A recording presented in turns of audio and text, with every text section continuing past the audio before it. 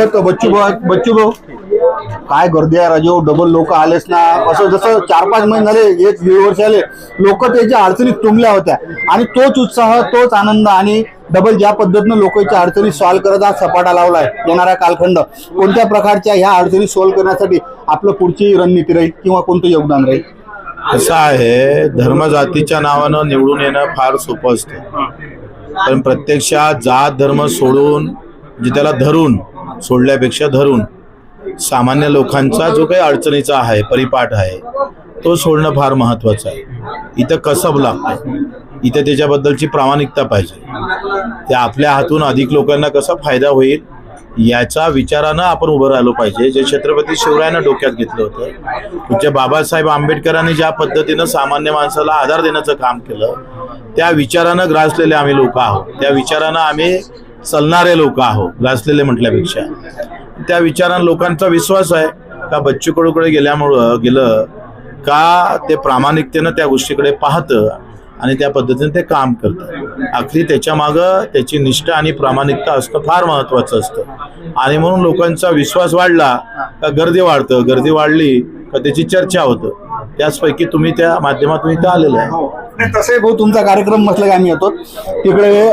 ज्यात रोहित जे पाटील आहेत त्याचं सध्या पवार उपोषण चालू आहे. पेढा खाऊन उपोषण सोडवलं.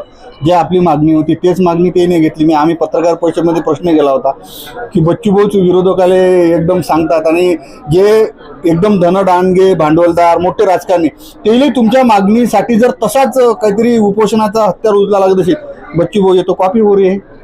नाही, कॉफी कसं आखरी त्यांनी केलेलं आंदोलन हे शेतकऱ्यांसाठी आहे म्हणून मी टीका करणार नाही. आखरी कोणही करू दे. माझं काय मत आहे का ते शेतकरी नाव घेऊन जर कोणी उपोषण करत असेल तर कोणत्याही पार्टीचा कोणत्याही जातीचा असला तर आम्हाला काही त्याचा फरक पडणार नाही आणि ते चांगलंच आहे. मी उलट पाठिंबा देणार होतो, पण तिथं त्या स्टेजवरून आम्हालाच आमचेच वावळे काढल्या गेले, आम्हालाच तिथं शिवगाळ करण्यात आली. आता उपोषणाच्या स्टेजवर मला शिवगाळ केला जात असेल तर हे चुकीचं आहे. लक्षात घ्या, आपण उपोषणाला बसलो, आपण सगळ्यांना घेऊन त्याचा कुठलाही झेंडा न लावता प्रहारचा पार्टीचा ते उपोषण आपण केलं. आता त्यांनी उपोषण सोडलं, याचा अर्थ ते मॅनेज झाले असं म्हणणार का? पण काही लोक त्यांना असं म्हणणार का रोहित पवार मॅनेज झाले, ते दबले, त्यांनी अधिक उपोषण सुरू ठेवलं पाहिजे. मी या मताचा नाही आहे.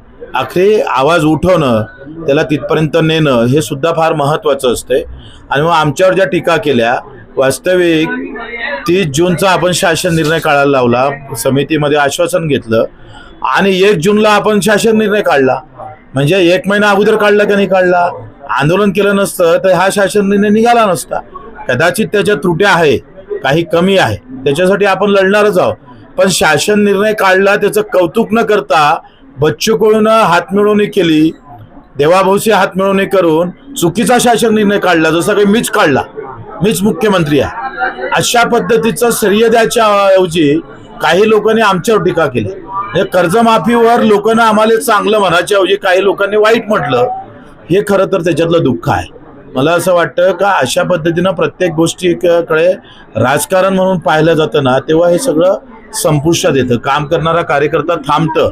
एखाद्या गावात रक्तदान देणारा कार्यकर्ता असेल आणि एखादा कार्यकर्ता गुटखा फेकून थुकणारा असेल आणि थुकणाऱ्याची बाजू मजबूत झाली का रक्त देणारा कार्यकर्ता थांबतं आणि तिथंच सगळा अर्थ आम्ही पाहतोय, सगळा घोडगंबाट तिथं होतोय.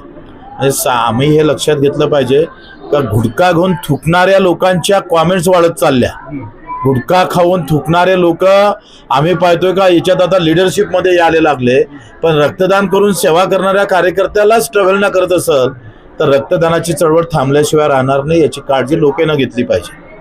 ती काळजी घेणं फार महत्त्वाचं आहे.